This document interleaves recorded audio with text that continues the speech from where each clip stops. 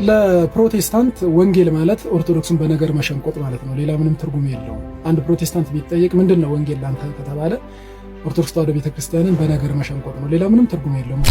በመጋረጃ የተገረደውን ነገር በስልክ ያወጣዋል። ጭራሽ ለሌላ ላልሆነ ነገር ማለት ነው። ከዚህ በፊትም ነገረ ማርያም ላይ ድንግል ማርያም የወደቀ አዳም ስጋ ላይ ያዘችን ቢሆን 2 ዙር ገብቻለሁ ዩቲዩብ ላይ በቲክቶክ ላይ ሁለቱም ዙር ላይ ስገባ ሁለቱም ጋር ያደረኩት ትምህርት አስተምሬና ላይ ወጣት። ሰላም ጤና ይስጥልኝ። እንዴት አደራችሁ? እንዴት ዋላችሁ? እንዴት አመሻችሁ? አምላክ ቅዱሳን ቅዱስ እግዚአብሔር ስሙ ዛሬም ዘወትርም የተመሰገነ የተወደሰ ይሁን። ትናንትና ማታ በሰራሁት ቪዲዮ ላይ አንድ ስህተት ሳስቻለሁና ስለሱ ይቅርታ ልጠይቃችሁ ነው።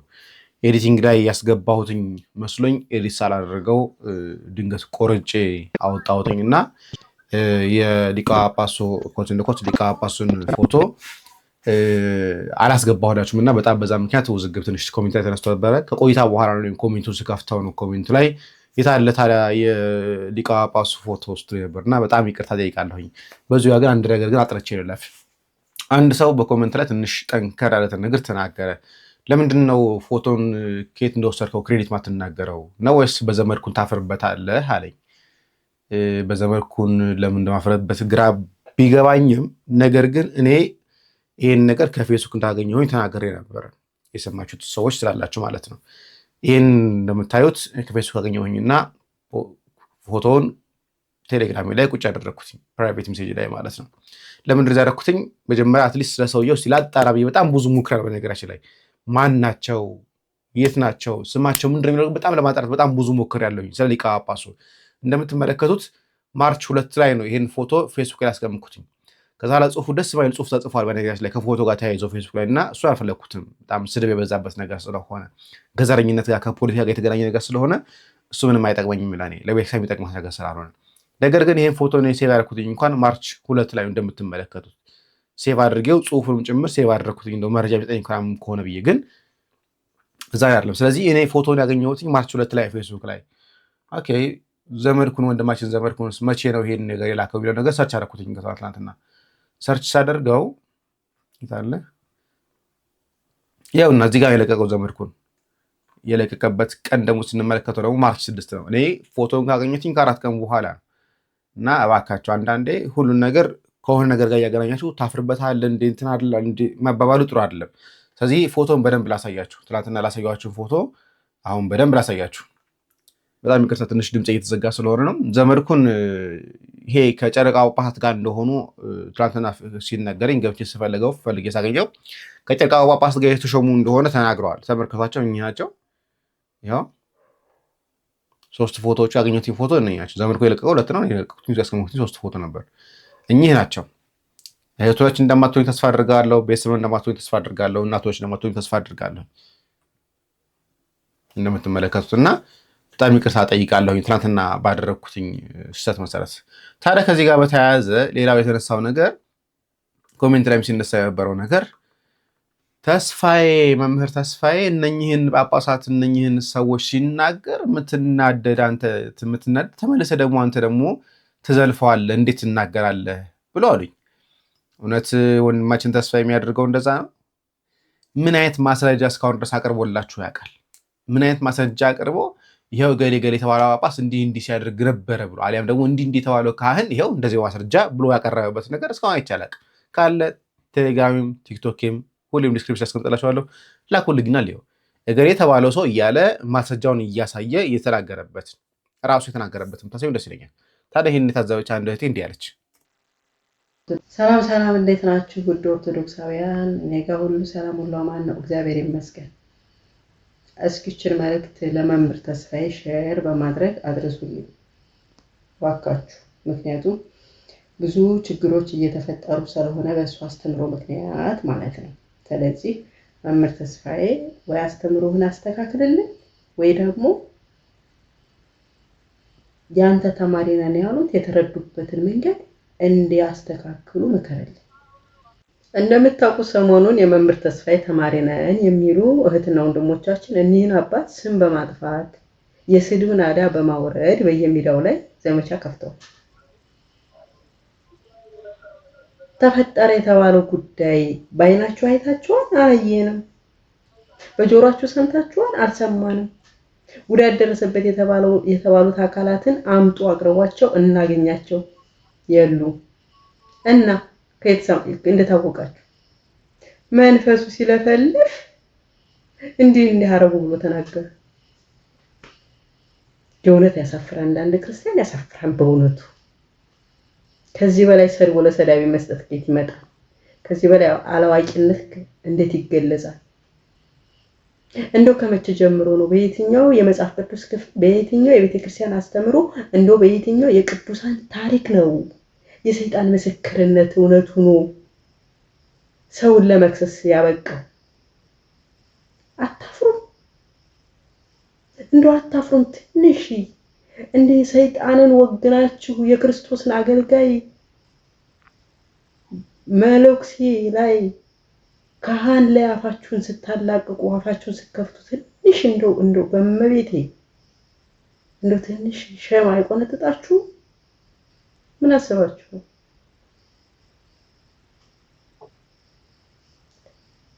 አህያ ላይ ዋለች ጊደር ፈስተምራ ትመጣለች የተባለው በእናንተ ነው። ያየው ዘንድሮ ማርያም ስለ ሰይጣን ስትሰሙት ውላላችሁ። ክርስቶስን በአንዴ ሽምጥጥ አርጋችሁ የሰይጣንን ቃል ቅዱስ አርጋችሁ ማመን ጀመራችሁ። ሰው አዋሉን ይመስላል የተባለው በእናንተ አይቻለሁ። ለማንኛውም እኒህን አባት እናንተ ብቻ አይደለም የምታውቋቸው፣ እኛም እናውቃቸዋለን። እሺ እንኳን እናንተ እንደምትሉት አይነት የገማና የከረፋ ስራ አይደለም። ለራሳቸው የደቀቁ የደከሙ ባታዊ መለኩሴ ናቸው። የሰይጣን ግብረ አበር ሆናችሁ የሰይጣንን ስራ ባሰሩ መልካም ነው። ስም የማጥፋትና ሰውን የመክሰስ ስራ የሰይጣን እንጂ የቅዱሳን አይደለምና ታፍራላችሁ። ትልልቅ የነበራችሁ ሰዎች በእነዚህ አይነት ምግባራችሁ ወርዳችሁ አይቻለሁ። ከውርደታችሁ ተነሱ። መምህር ተስፋዬ ደግሞ እንደዚህ አጣመህ አወላግደህ ያስተማርከውን ትውልድ ወይ ሰብስበህ አንድ ላይ ጨምቀህ ሰው አርገህ አስተካክለህ አምጣ። ከለዛ አንተም እንደነስንዱ ሜዳህን ለይልህ። አትግማሙብን በቤተክርስቲያን ስም በቃ።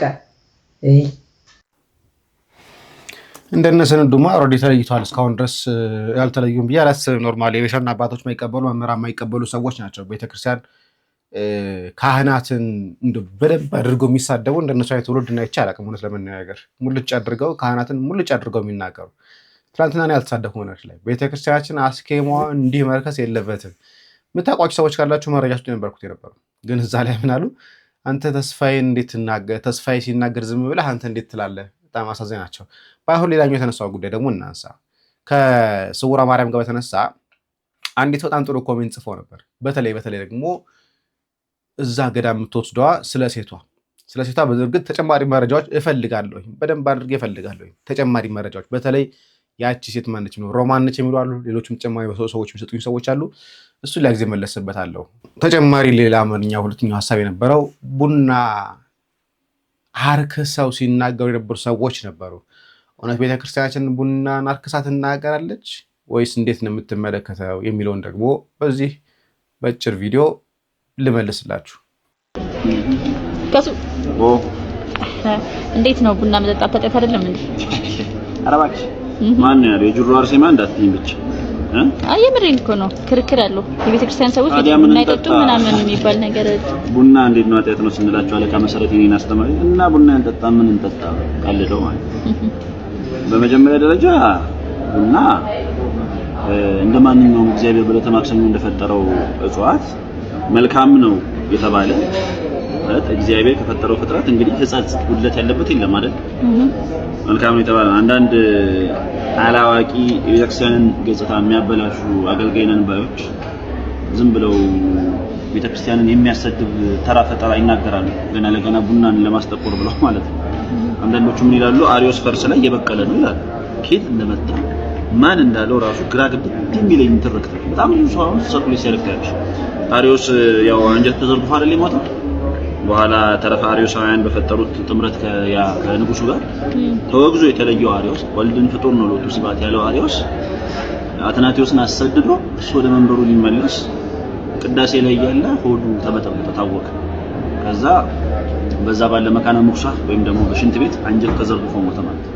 እና ምዕመናን እንደው በቃ እንደዚህ መጫወቻ ነው የዛ የውጉዝ የአርዮስ መጫወቻ ሆነ እንትን በቃ ኃይል የላትም ቤተክርስቲያን እያሉ ተስፋ ቆርጦበት ሰዓት እግዚአብሔር ታየ ማለት ነው። እንደዚህ አሁን ተዳፍረው መጨረሻቸው የማያምሩ ሰዎች ይመጣሉ። በእርግጠኝነት የእግዚአብሔር ትዕግስት የሆነች እንትን አለች አይደል? ቆሚታለ ሰው ሁሉ ተስፋ በቀረሰበት እግዚአብሔር ይመስል በቤተ መንግስት በቤተ ክህነት ያለው ቆሻሻ ያን ይጠራል ብዬ ተስፋ አደርጋለሁ። እና አርዮስ የአርዮስ ፈርስ የአርዮስ አንጀቶ ተቆራሪ ነው እሱ ፈርስ ላይ የበቀለ ስለሆነ ቡና በጣም የተረገመ ነው። ከአርዮስ ኑፋቄ ጋር ይገናኛል ይሉልሻል አያልቅባቸው። ሌላው ደግሞ ምንድነው የሚለው የጌታ የተሰቀለ ጊዜ ሁሉም እንዲህ ጎንበስ ብሏል። ያው መላእክት ራሱ ለከኃይል ለከጽም እያሉ አይደል ይሰገዱት ኃይል ላንተ ይገባል ለኃይል ክብር ወስብሐት ብለን ነው አይደል እንሰግድ ከመላእክቱ ተወሰነ ላንተ ኃይል ይገባል ያው ይሰግዱለት ነበር በተሰቀለ ጊዜ እና እጽዋት አዘርት የፈጠራቸው ሁሉ ጎንበስ ብሎ ነበር። ያኔ ቡና ሆዬ የቡና ዛፍ እንዲህ አለች አልሰገደችም እና ያኔ ተረገመች። እንጠጣ በነጠጭ ጥሩ ነው እና እንደዛ ስለሆነ በጣም እኮ ነው የሚያስቅሽ። እንደዚህ አይነት ሰዎች ናቸው በቃ የተረታባት እያሉ የሚያሰድሩን ማለት ነው። አትል ቤተክርስቲያን አይደል አላለች። እንደዚህ አይነት ወለፈንዲ ነገር በጣም ደባሪ ነው።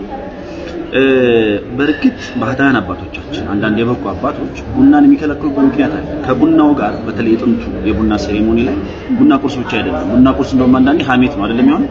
እሺ እሱ ደግሞ እየተባለ ቡናው የሐሜት ፕሮቮከር ነው። ገባሽ? በቡና ስም ተሰብስቦ ያለውን ሐሜት ሰውን በኃጢአት እንዳይጎዳ ከምንጩ ማድረግ በሚል ቡና አጠጡ ያሉት ከዛ አንፃር ገባሽ? እንጂ ቡናው በባህሪው የቡና ተክል በባህሪው እንትን ኖሮ በእርግጥ ማንኛውም እንትን አለ ይሄ ኒኮቲን ካፊን ያው እንትን አለ ሱስ የማምጣት ነገር አለ። ማንኛውም ነገር በነገራችን ላይ በመሰረቱ ሱስ የመሆን መጠኑ ነው። ክሊኒካሊ ሱስ የሚባለው እኮ አንድ ነገር ደጋግመሽ ታደርጊ ነው አይደል? ለምሳሌ አንቺ አሁን የኔን የመቅረጥ ሱስ ይዞሻል።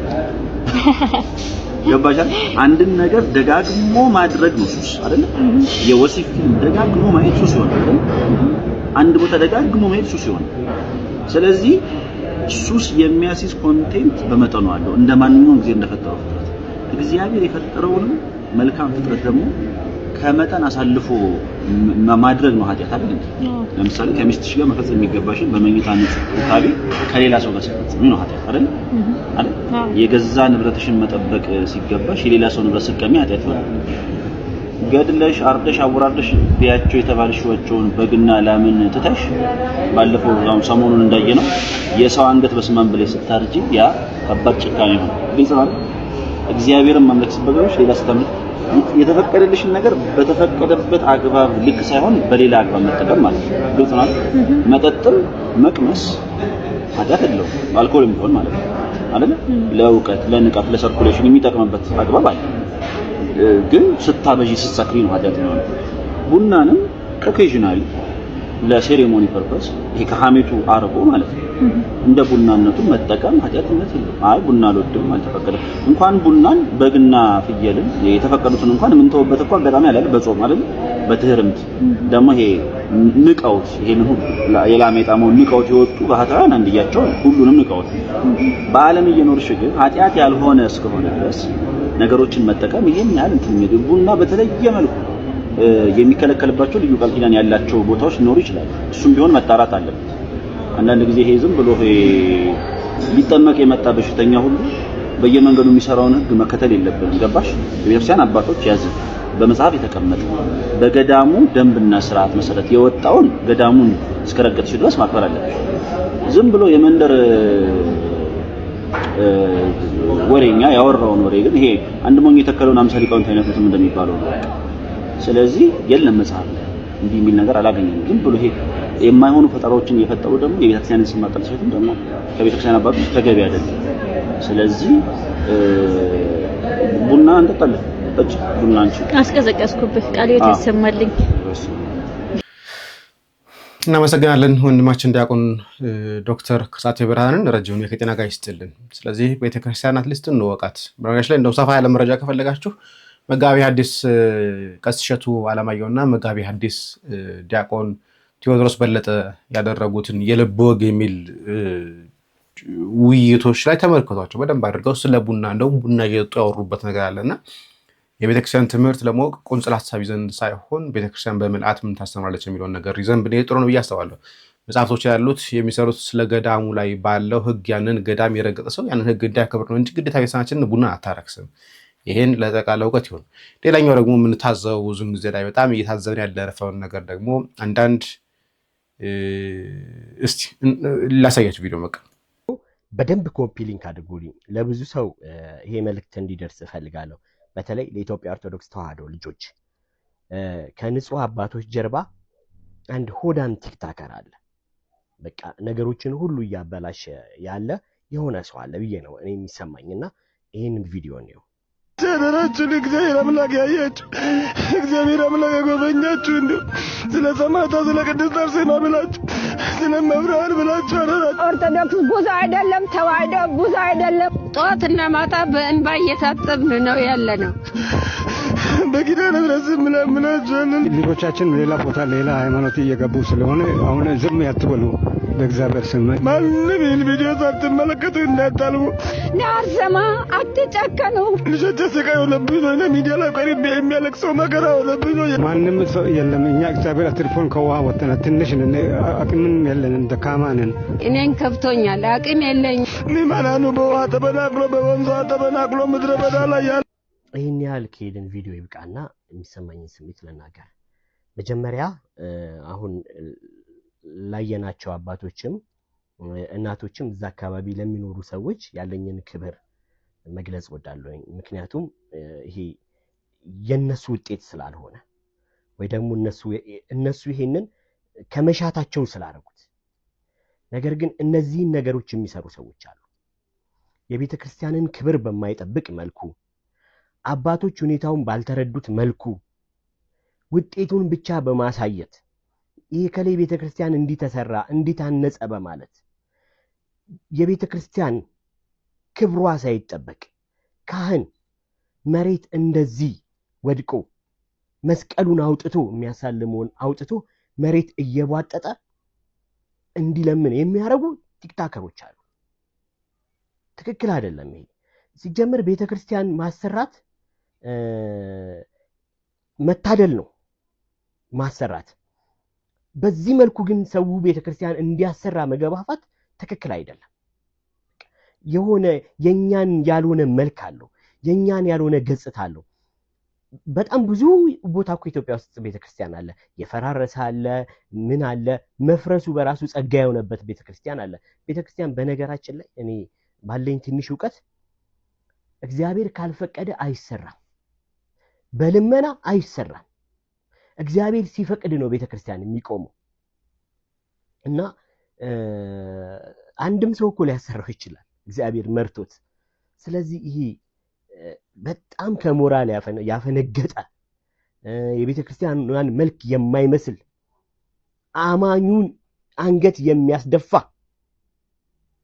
ልመና በጣም ቢቆም ደስ ይለኛል፣ እንደግሌ ማለት ነው። ሌላው ደግሞ በተቋም ደረጃ ቤተክርስቲያን ሁሉንም ቤተክርስቲያን የምታሰራበት ሀብት አላጣችም።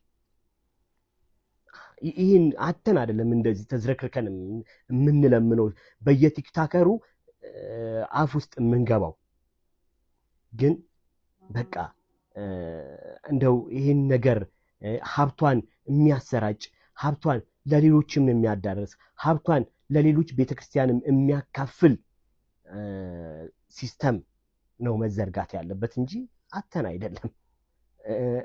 በድንኳንም ቤተክርስቲያን ይሰራል፣ በረከት ነው እና እንደዚህ አይነት ነገሮች በጣም ደስ አይሉም፣ አይመስሉንም፣ ያስተዛዝቡናል። ቢቀሩ ደስ ይለኛል። እንግዲህ ይሄን ሐሳብ ነው፣ ሐሳብ ስጡበት። እናንተም የሚሰማችሁን የተሰማችሁን ሐሳብ ስጡበት። እናመሰግናለን። በነገራችን ላይ በአግባቡ መጠየቅ ይሄ ገዳም ችግር ላይ ያለው አባቶቻችን እንዲህ የሆኑ ነው፣ እባካችሁ እርዷቸው አንድ ነገር ነው። ግን ካህናቱን መሬት ለመሬት እንዲሰግዱ እያደረጓቸው በጣም አስቀያሚ ነገር ነው። ምናልባት ትናንትና ያልጠቀስኩት አንድ ጉዳይ ነበረ። በተለይ ጉዞ የሚያዘጋጁ ሰዎች አንዱ ማጭበርበሪያ የሚጠቀሙት የዋሃን ኦርቶዶክሳውያን በመጠቀም የዋሃን ኦርቶዶክሳውያን ከቦታው ቃል ኪዳን ለመካፈል ምናምን ሲባሉ በጣም ደስ ይላቸው። እውነት ነው፣ ከቃል ኪዳን መካፈል ማንም ሰው የሚጠላ ሰው የለም። በነገራችን ላይ በደንብ አንድ ነገር ላስታውል ወይ ደግሞ እናስታውል። ለምሳሌ ደብረ ሊባኖስ ከቦታው ቃል ኪዳን ቢባል ለአቡነ ተክለ ሃይማኖት የተሰጠ ቃል ኪዳን አለ ብለን፣ አቡነ ሀብተ ማርያም ብንሄድ ስለ አቡነ ሀብተ ማርያም የተሰጠ ቃል ኪዳን አለ ብለን፣ አቡነ ዘራብሩክም ብንሄድ እንደዛው፣ አቡነ አረጋዊም ብንሄድ እንደዛው ብዙ ቃል ኪዳን የተገባላቸው ቅዱሳን አሉ። ቦታው ላይ ተጋድለውበት ከዛ ቃል ኪዳን ሰጥቷቸው ያ ቦታ ቅዱስ ሆነ። ቦታው ላይ ብንሄድ ቃል ኪዳን በረከት ብናገኝበት ደግሞ አለ። ከተሰራ ገና 20 ዓመትና 30 ዓመት ያልሆነው ደብራትና ገዳማት እየተወሰዱ ቦታው ላይ ቃል ኪዳን የተገባል እንዲህ ተብሏል፣ እንዲህ ምርላል ተብሏል። ማን ተጋድሎበት እዛ ቦታ ላይ? የትኛው ቅዱስ ተጋድሎበት ቦታው ላይ ቃል ኪዳን ተቀበለልን? የትኛው ቅዱስ ነው በዛ ቦታ ተጋድሎ ይሄን የሚያክል ትውልድ ምርላል ሲባል እኛው ነው? በጣም ጥያቄ ምልክት መግባት አለበት። 20 ዓመት 30 ዓመት ያልሞላቸው ቤተክርስቲያናት አሁን ቃል ኪዳን ተገባላቸው ተብሎ በጣም ብዙ ጉዞች እየተዘጋጁ ነው። ነውር ነው ይሄ በጣም። ከቦታው በረከት መካፈል ይቻላል። የትኛውን ቤተክርስቲያን በረከት አለው፣ ሁሉም አይነት በረከት አለው። ግን የቦታው ላይ የተጋደለ ቅዱስ ሳይኖር ቃል ኪዳን ተገብቶለታል ብሎ ማለትና ማጭበርበር በጣም ነውርኛ ነገር ነው። ይሄ በጣም አንዱ ነጋዴዎች እያበላሹት ያለው ነገር ነው። በጣም ብር ወዳዶች እንደዛ እያደረጉ ያሉት እናዝናለን።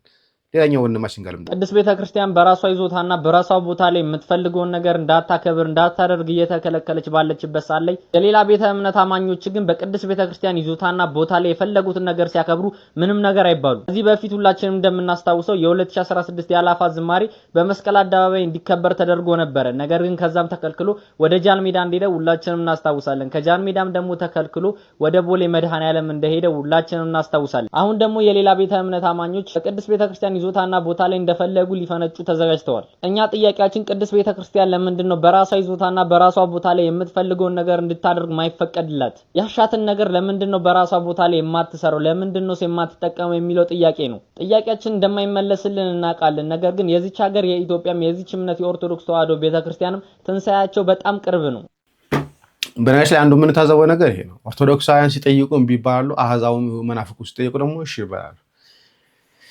አንድ ቀን ይወጣል ይሆናል። በራሳችን እጅ አሳልፈን የሰጠነው ጉዳይ ስለሆነ። ሌላኛው ከትናንትና በስቲያ እንደዘገብኩላችሁ ነበር። በተለይ ካናዳ ላይ ረብሻ ተነሳ ተብሎ ሲነሳ ነበር። ትናንትና ወዲያ ትናንትና ጠዋት ይመስለኛል። ያ አንድ የተነሳ ጉዳይ ነበር። ካናዳ ላይ ረብሻ ተነሳ፣ ተደባደቡ ተብሎ ነበር። ታዲያ ይሄን አገኘን ብሎ አጋጣሚ አገኘን ብለው መናፍቃን ጨፍረውበታል። ትናንትና በርቅ መልስ ሰጥቷል። ድጋሚ ሌላኛው ተጨማሪ በርስ እንስጥ።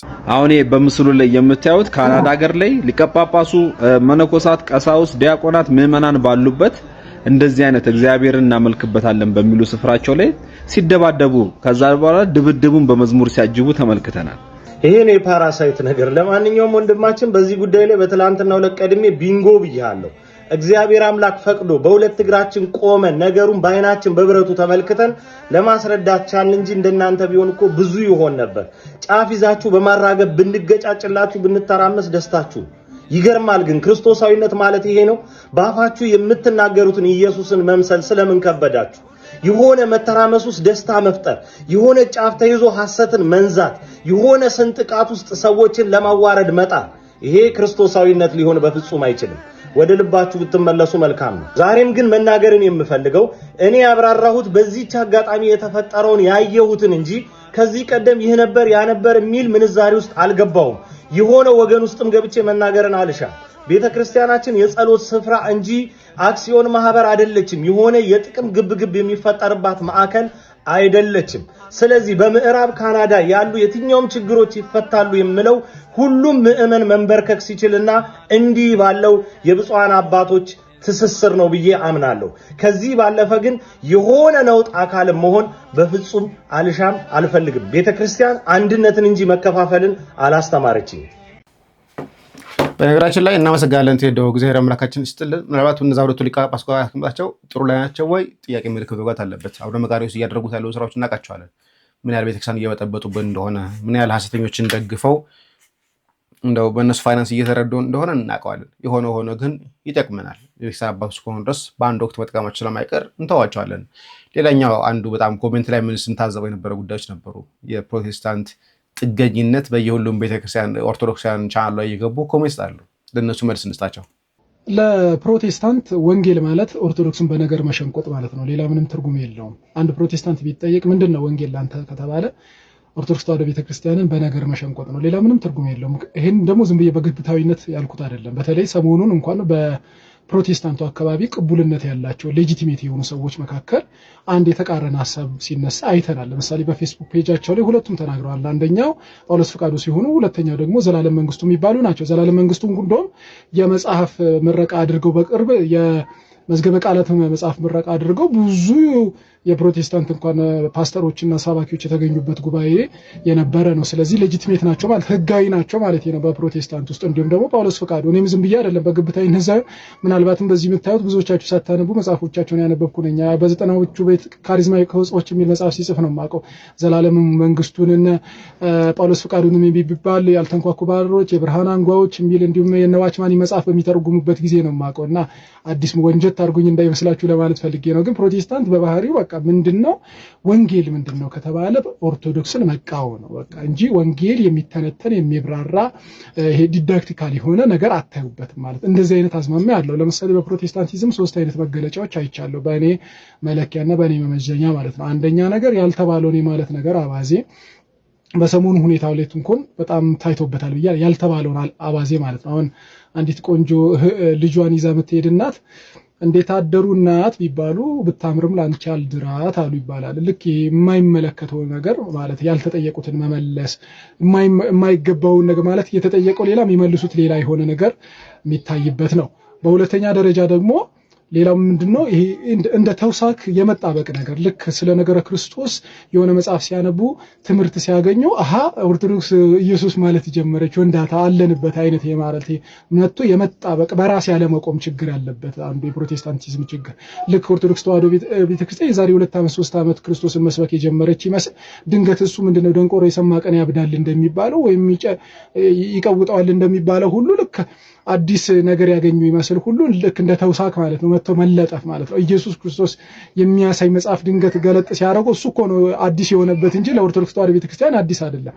ስለዚህ ይሄን ሲያገኝ አዲስ ነገር እንዳገኘ ማስመሰል እንዲሁም ደግሞ እልህ ግብታዊነት በተለይ በሁለቱ ሰዎች መካከል አሁን ለምሳሌ ዘላለም መንግስቱ የሚባሉት ምንድነው ያሉት እመቤታችን ቅድስት ድንግል ማርያም ማምላክ አትባልም እንደዛ ማለት ንስጥሮሳዊነትን አያሳይም ብለው በኃይል መጡ ማለት። ጳውሎስ ፈቃዱ ተብዬ ደግሞ ይሄ ልም ያለ በ21 ክፍል ያዛለማኔ የመጣ መንፍቅና ነው ብሎ ሲሞግቱት ያሉ። ስለዚህ ፕሮቴስታንቲዝም ማለት ኦርቶዶክስን በነገር መሸንቆጥ ማለት ነው። ፕሮቴስታንቲዝም ማለት ወንጌል ለፕሮቴስታንት ማለት ኦርቶዶክስን በነገር መውጋት ነው ብሎ ነው የሚያስቡት እና መንቃት ይሁንልን። ናቲ እናመሰግናለን። እንኳን ወደ ቅድስት ቤተክርስቲያናችን መጣ።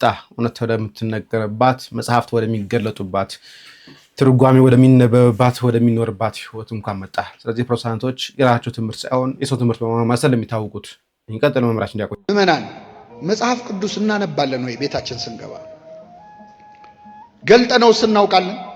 በጣም ብዙ ሰው እኮ መጽሐፍ ቅዱስን የሚጠቀመው ለቅዠት ነው። እንዳያቃዠው ወይ በራስጌው ወይ በግርጌው አድርጎ ተሳልሞ ያስቀምጠዋል። መሳለሙ ጥሩ ነው። እርኩስ መንፈስ ያርቃል። አዎ የእግዚአብሔር ቃል ነው ያርቃል። እሱ አይደለም። የመጽሐፍ ቅዱስ ክብሩ ግን መነበቡ ነው። ምእመናን ተከድኖ መቀመጡ አይደለም፣ መነበቡ ነው። ወጣቶች ስልካችን ላይ ከምናጠፋው ሰዓት መጽሐፍ ቅዱስ ላይ የምናጠፋው ሰዓት ካልበለጠ ክርስቲያኖች አይደለም። ጠዋት ከእንቅልፋችሁ ስትነቁ መጀመሪያ በእጃችሁ የምትፈልጉት ስልክ ነው ወይስ መጽሐፍ ቅዱስ? መልሱልኝ። ስልክ ነው። ስልክ ላይ እኮ ልንሞት 24 ሰዓት በቃ ስማርትፎን ከኛ በለጠ ስማርት ሆነ ስልኩ እኮ እኛን አደደበን እኮ። እሱ ከኛ በለጠ። የሚያዘን እሱ ነው፣ የሚያስብልን እሱ፣ የሚያነብልን እሱ። መጽሐፍ ቅዱስ አሁን ድሮ ቢሆን መጽሐፍ ቅዱስ አላገኝም ውድ ነው ለመግዛት ይባላል። አሁን ስልካችን ላይ አለ። እኛ ሌላ ነገር ስናይ ነው የምንውለው እንጂ። አቤት አሁን አንዳንድ የመተግበሪያ አፕሊኬሽኖች ስልካችን ላይ ያሉ የምንጠቀምባቸው መቼ እንደተከፈቱ ይናገራሉ። ላስት ሲን የሚል ሰዓት አለው አይደል? መቼ እንደከፈቱ። መጽሐፍ ቅዱስ ላስት ሲን የሚል ቢኖረው መቼ ነው የተከፈተው? መቼ ነው ገልጠን ያነበብነው? አይተነው አናውቅም እኮ። እንደው ሳናነበው ልንሞት ነው። ይሄ እኮ መጽሐፍ ለኛ ነው የተጻፈው። መለኮታዊ ደብዳቤ እኮ ነው። ላንቺ ነው የጻፈው እግዚአብሔር። ቅዱስ እንጦንስ የተባለው አባት በገዳም ሳለ ንጉስ ቆስጠንጢኖስ ደብዳቤ ላከለት። የሮሙ ንጉስ ቆስጠንጢኖስ እግዚአብሔር ያሳያችሁ። ሲልክለት መልእክተኛ በፈረስ እየጋለበ መጣና የንጉስ ቆስጠንጢኖስ ደብዳቤ ነው እንካ አንብብ ብሎ ለአባንጦንስ ሰጠው። አባንጦንስ ቀና ብሎ አየና አስቀምጠዋልና መጽሐፍ ቅዱስ ማንበቡን ቀጠለ። ከኔ ጋር ናችሁ? አሁን ከንጉስ የተላከ ደብዳቤ ቢደርሳችሁ እንዴት ባለ ፍጥነት ነው የምታነቡት? ተንገብግበን ነው አይደል? እሱ ግን ደብዳቤውን ትቶ መጽሐፍ ቅዱስን ማንበብ ቀጠለ።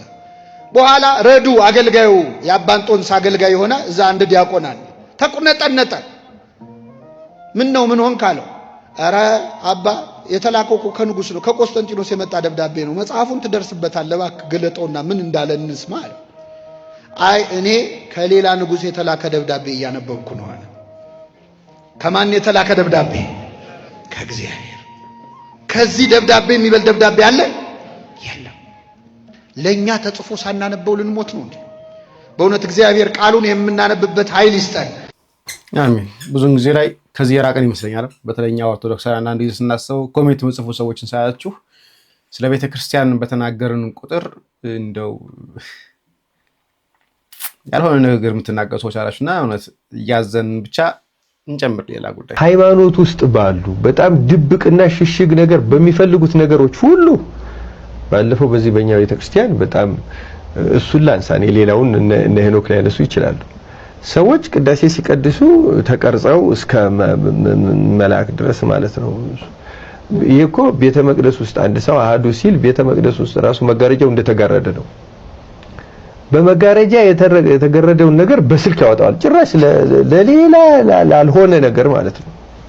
ቤተክርስቲያን በመጋረጃ የጋረደችውን እዛ ድረስ ያደረገ እና እንደውም በቤተክርስቲያን ደግሞ ትውፊት ይባላል። አንዱ የትውፊት ትርጉም ድብቅ ሽሽግ ማለት ነው። ምንም ለሌላ እንትን ማያስፈልግ።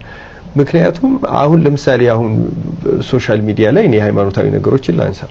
አንድ ሰው ስርዓት አምልኮ የሚፈጽመው ለእግዚአብሔር ነው እንጂ እየፈጸመ መሆኑን ለማሳወቅ አይደለም። ማለት ለእግዚአብሔር የሚያደርገው ለሰዎች ካደረገው ከንቱ ነው፣ እግዚአብሔርም አይቀበለውም።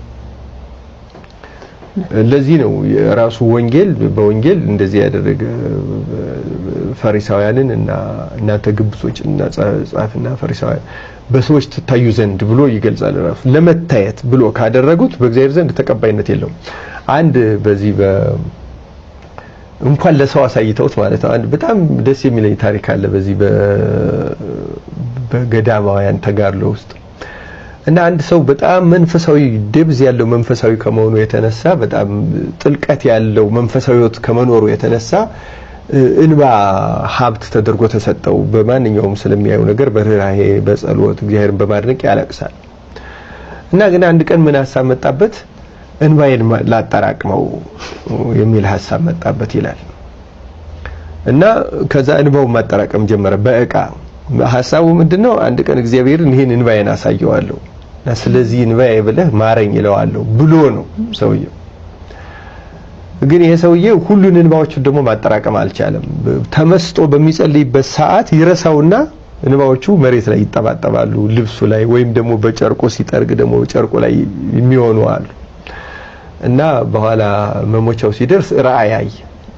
ራእዩ ምንድነው? እሱ ሊሞት ለፍርድ ሲቀርብ እንባውን ይዞ በእቃ ይቀርባል። እና ሰውየው እባክህ ስለዚህ እንባ ብለህ ይቅር በለኝ ብሎ ሲቀርብ መልአኩ ደግሞ ሌላ በትልቅ እቃ የተጠራቀመ እንባ ይዞ ቀረበ። እና አይ እሱን እንኳን እንዲታይ ብለህ ያጠራቀምከው ስለሆነ ዋጋ አታገኝበትም፣ ግን እነዚህ መሬት ላይ የተንጠባጠቡትና በእጅ የጠረቃቸውን አጠራቀምልሃለሁ ብሎ በትልቅ እቃ አመጣለት ይላል። ማለት እና ሲያርመው ነው ለመታየት ያደረከው ነገር ይሄ ምንም ርባና የለውም ነው ማለት። ሃይማኖት መሰረታዊ ትርጉሙ ለእግዚአብሔር ብቻ መታየት ነው። እናመሰግናለን። እግዚአብሔር አምላካችን ረጅም ከጤና ጋር ይስጥልን። መምህራችን ዲያቆን ብርሃነ አድማስን እስቲ ትናንትና ወዲያም ሲነሳ የነበረውን ጥቁር አንድ ነገር ላይ ብቻ እናጠቃልልና በሌላ ቪዲዮ መለስበታለሁ። ድንግል ማርያም የወደቀ አዳም ስጋ ላይ ያዘችን ቢሆን 2 ዙር ገብቻለሁ ዩቲዩብ ላይ ማነው በቲክቶክ ላይ ሁለቱም ዙር ላይ ስገባ ሁለቱም ጋር ያደረኩት ትምህርት አስተምረኝ ነው የወጣሁት። በቃ አለቀ። የቤተክርስቲያን ትምህርት ይሄ ነው። እኔ ጉዳይ ከትምህርት ጋር ነው፣ ከግለሰብ ጋር አይደለም የኔ ጉዳይ። ትክክል ከሆነች የምትሆነው ቤተክርስቲያን ናት። አለቀ። በዚህ መንገድ ካረግነው ሰዎቹ እዚህ ቲክቶክ ያለ መንደር ሁሉ ይስተካከላል። በነገራችን ላይ በጣም ሻርፕ ነው የሚሆነው ሰው ራሱ። ምን አለ ወንድማችን? በቃ አለቀ። እንዲህ እኮ ያሉ ሰዎች እኮ አሉ። በጣም ጥቂት ናቸው እንጂ በጣም ሰዎች እኮ አሉ ጎበዞች። እነገሌ እንደዚህ ከዚህ መረጃ ይሄን መረጃ አቅርቦ ሰምቼዋለሁ። አንተ ደግሞ እንዲህ ብለሃል፣ እስቲ እቺ ነው ብትታይ በጣም ቆንጆ ነው። በቃ እንዲህ የሚሉ ሰዎች እኮ አሉ። አንተ ደግሞ ልክ የዘማርያምን ወስድና የዛ የሚሰደውን በሙሉ ጥንብርኩስ አርግቶ በስድብ መንገድ ይገልጻል። በቃ የዘማርያምን ኮስተር ትክክል ነው ካል ትክክል የሆነ ሌላ መረጃ ጨምርና እውነተኛውን አሳይ። በቃ ለምን ትሳደባለህ? እዛ ጋር ያለው ደግሞ ይወስድና እዚህ ጋር እነ ዘማሪያዎች ሲጠቅሱ ለምን እነ ዘማሪያም ይጠቅሳሉ ብሎ ደግሞ ጥንብርኩስ የሚሳደብ ሰው አለ። ለምን ትሳደባለህ? አንተ ያቀረብከው መረጃ ያለ መቀበል መብት የለኝም እንዴ እኔ? እና ይሄ በጣም ፍርደ ገምድልነት ነው። ስለዚህ ትርፍ ቃላቶች መለዋወጥ አይጠበቅብንም። የቤተክርስቲያን ልጆች ነን ሁላችንም። ማናችንም ከማናችንም ምን በልጥ አይደለንም። እኩል ነን። ልጅነታችን እኩል ጥምቀት ነው ያለን፣ እኩል ሜሮን አለን፣ እኩል ቁርባን አለን እንጂ አንተ ስፔሻል የሆነ ጥምቀት አለ ለአንተ ስፔሻል የሆነ ቁርባን የሚባል የለንም። ማንንም ነው። እኔ እዚህ ጋር ሳወራ ብዙ ከኔ የተሻሉ መምህራን ከስራሉ። እነሱ ማክበር አለብኝ። ዘማርያምን ቁጭ አድርጎ ሊያስተምሩ የሚችሉ አሉ። እኔ እድል አግኝቼ ዛሬ ስለተሰማው ነው ስለተደመጥኩኝ የፈለኩትን የማውራት መብት የለኝም። የፈለኩትን የመሳደብ መብትም የለኝም። የሰሙ ደግሞ ሐዋሳን ታውቃታለህ አንተ። አልመክርህም። ሐዋሳ ገብርኤል በነበጋሻው ስንት ነገር ነው ያየነው። ምን ለአንተ አዲስ ነገር ነው? ገብርኤል ቤተክርስቲያን ውስጥ እንዴት ነበር የነበረው? በገመድ ለሁለት ተከፍሎ በዚህ በኩል ማህበረ ቅዱሳን አንድ ግቢ እዛ ገብርኤል ቤተክርስቲያን ውስጥ፣ በዚህ በኩል ደግሞ የበጋሻው ደጋፊ ሆኖ በዚህ በኩል ሆኖ በገመድ እንደዚህ ታስሮ አይደለ ድንጋይ ሲወራወርና የነበረው። ከዚህ በኋላ በበጋሻው ቀንታችሁ ነው እንደዚህ ብላችሁበት ነው እናንተ ኮምፕሌክስ ነው ማህበረ ቅዱሳን ነው ምናምን። ዛሬ ምን አዲስ ሆነብን አንተ? ራስ ስሙ እኮ አልተቀየረም። ስሙ ራሱ አልተቀየረም። በቃ እቺ የድሮ የነበረች ናት። በቃ አለቀ። በእርግጥ አሉ ቀንተው እንደዚህ የሚያደርጉ ሰዎች አሉ። በእርግጥ አሉ በጥላቻ የሚናገሩ ሰዎች አሉ። ይሄንን ማካድ የለብንም። በሙሉ ግን የሚቃወም ሰው ትክክል አይደለም የሚል ግን ቀንቶብኝ ነው ግን አይባልም። መለየት አለብን ይሄንን። እኔ ማስተምረውን ትምህርት ሁሉ አጌንስት የሚሆን ሰው በሙሉ ለዘማርያም ቅናት ስላለበት ነው አይባልም። በጥላቻ የሚናገራለ እንዳይጣላ፣ ይሄ የሁላችን ጠላት ነው። በቃ ነው በጥላቻ ማየት የማይፈልግ በቃ የመደመጥ ሰው ሲሰማ ለምን እኔ አልተደመጥኩም ብሎ ኮምፕሌክስ የገባ ሰው አለ። በጣም ትክክል። ይሄንን ኮምፕሌክስ በጋር ነው የምንቃወመው። አለቀ። አንተ የምትናገሩት ምልክት ትክክል አይደለም በተባለ ቁጥር ግን ከነዛ ጎራ እዛ ቅርጫት ውስጥ የከተትከው እዚህ ቦክስ ውስጥ ግባ። አንተም ቅናት ነው፣ አንተም ቀንተብኝ ነው፣ አንተም ኮምፕሌክስ ውስጥ ነው ካልክ ግን ነገ ችግር አለ ማለት። እናመሰግናለን ወንድማችን ዲያቆን ዘማርያም። እግዚአብሔር አምላካችን ረጅም ከጤና ጋር ይስጥልን። በነገራችን ላይ ዩቲዩብ ላይ ስለተነሱ ሀሳቦች አጠቃላይ ምላሽ የተሰጠባቸው ቪዲዮዎችም አሉ። እሱም እግዚአብሔር አምላካችን ከፈቀደ በኋላ የምመለስበት ነው የሚሆነው። ለማንኛውም ይህ ቪዲዮ ለብዙዎች እንዲደርስ ሼር አድርጉት። ሰላም እግዚአብሔር ከእኔም ከእናንተ ጋር ይሁን። ቸር ቆዩ። ቤታችን የጎደለውን ትሙላልን፣ የጠመመውን ታቅናልን፣ የራቀውን ታቅርብልን፣ የታመሙትን ትፈውስልን፣ ያዘኑትን ታረጋጋልን፣ የተቸገሩትን ሁሉ ነፃ ታደርግልን።